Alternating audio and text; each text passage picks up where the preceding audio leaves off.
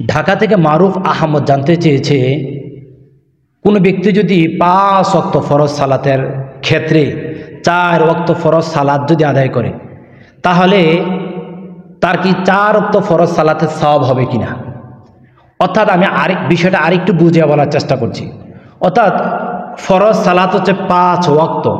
কোনো ব্যক্তি যদি ফজর, জোহর, আসর, মাগরিব আদায় করলো, কোনো কারণবশতে কোনো প্রবলেমে পড়ে, অসুস্থতার কারণে ওই দিনের সালাতুল ইশা আদায় করতে পারলো না, তাহলে বাকি যে 4 ওয়াক্ত সালাত সে পড়েছে সারাটি দিনের মধ্যে, তাহলে এই 4 ওয়াক্ত ফরজ সালাতের সওয়াবতে পাবে কিনা।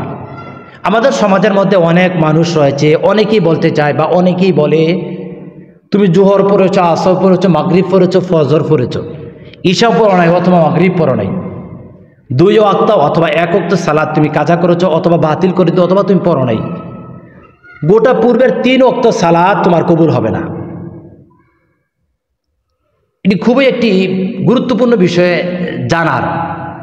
অর্থাৎ আপনি যখন 4 ওয়াক্ত সালাত আদায় করবেন, একজন নামাজি বলা যায় 4 ওয়াক্ত সালাত যিনি আদায় করছে বা 3 ওয়াক্ত সালাত আদায় করছে, যেই কোনো কারণবশত 1 ওয়াক্ত সালাত সে আদায় করতে পারে নাই বা সে আদায় করার নিয়ত ছিল, তাৎক্ষণিক কোনো একটি সমস্যার মধ্যে পড়ে গেছেন বা অসুস্থতার এমন এক অবস্থানে চলে গেলেন সে পড়তে পারে নাই, সে সাথে সাথে বা একটু পরে বা তারপরের দিন সে কাজা করে নিয়েছেন। আল্লাহ তাআলা বেইনসাফি নন। আপনি যখন ফজর সালাত পড়বেন, আল্লাহ তাআলা তার সাথে সাথে আপনার ফজর সালাতের সওয়াব দান করে দেবেন। সুবহানাল্লাহ। আপনি যখন সলাতুল জোহর পড়বেন, সাথে সাথে আল্লাহ তাআলা আপনার জোহর সালাতের সওয়াব দান করবেন। আপনি যখন সলাতুল আসর পাঠ করবেন, আপনি যখন আদায় করবেন, তখন আল্লাহ তাআলার সাথে সাথে সলাতুল আসরের সওয়াব আল্লাহ তাআলা আপনাকে দান করবেন। যখন আপনি মাগরিব সালাত আদায় করবেন, সাথে সাথে আল্লাহ তাআলা আপনাকে মাগরিব সালাতের সওয়াব দান করবেন। যখন আপনি ইশার সালাত আদায় করবেন, সাথে সাথে আল্লাহ তাআলা আপনাকে ইশার সালাতের সওয়াব দান করবেন। সুবহানাল্লাহ। আল্লাহ তাআলা বেইনসাফি নন। আপনি 4 ওয়াক্ত সালাত পড়েছেন, 1 ওয়াক্ত সালাতের কারণে আল্লাহ তাআলা বাকি 4 ওয়াক্ত সালাত বাতিল করে দেবেন, বিষয়টা এরকম নয়।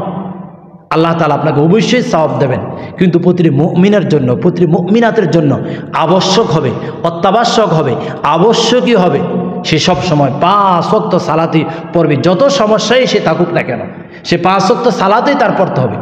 তার আলোচনা থেকে আমরা যেটা জানতে পারলাম, আল্লাহর কোনো বান্দা, আল্লাহর কোনো বান্দি যদি 5 ওয়াক্ত ফরজ সালাতের ক্ষেত্রে 4 ওয়াক্ত যদি আদায় করে, আল্লাহ তাআলা সেই সওয়াব তাকে বাতিল করে দেবেন না, সওয়াব অবশ্যই দেবেন। কিন্তু 1 ওয়াক্ত সালাত সে না পড়ার কারণে গুনাহগার হবেন, সে অন্যায় করবেন বা অন্যায় তার হচ্ছে, এই জন্য সে গুনাহগার হবেন, কিন্তু সে সওয়াব থেকে বঞ্চিত হবেন না। 4 ওয়াক্ত ফরজ সালাতের সওয়াব অবশ্যই সে পাবেন, কিন্তু সে 1 ওয়াক্ত সালাত না পড়ার কারণে গুনাহগার হবেন।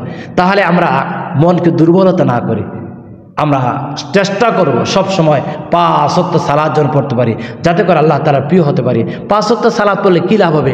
আল্লাহ তাআলা বলছেন, ইন্নাস সালাতা তানহা আনিল ফাহশাই ওয়াল মুনকার, নিশ্চয়ই সালাত মানুষকে ফাহেসা অশালীন কাজ থেকে আল্লাহ তাআলা দূরীভূত করে দেন। আল্লাহ সুবহানাহু ওয়া তাআলার প্রিয় হওয়ার জন্য, আল্লাহ তাআলার সান্নিধ্য পাওয়ার জন্য, পরকালে বিশাল বিস্তৃতিময় জান্নাত পাওয়ার জন্য সব সময় সারাটি জিন্দেগি 5 ওয়াক্ত সালাত বা জামাতের সহিত আদায় করতে পারি, সে তৌফিক আল্লাহ তাআলা আমাদেরকে দান করুক। বলছি আল্লাহুম্মা আমিন।